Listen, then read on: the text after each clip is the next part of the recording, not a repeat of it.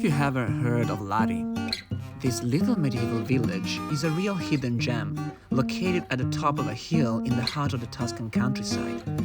Its ancient alleyways reveal some unique off-the-beaten-path sights, like the pecorino cheese aging cave located within an ancient Etruscan grotto. This is where we organize our exclusive olive oil class and tasting experience. Roberta, a local extra virgin olive oil producer, will meet guests here to teach you everything about Italian olive oil.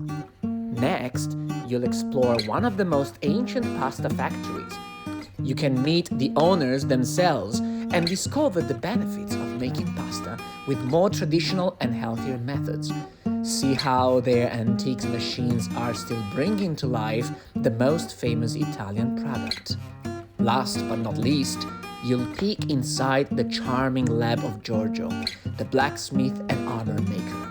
Learn the art of metallurgy surrounded by swords forged with different techniques and armor from Renaissance times. Discovering this ancient art form will easily bring you back in time.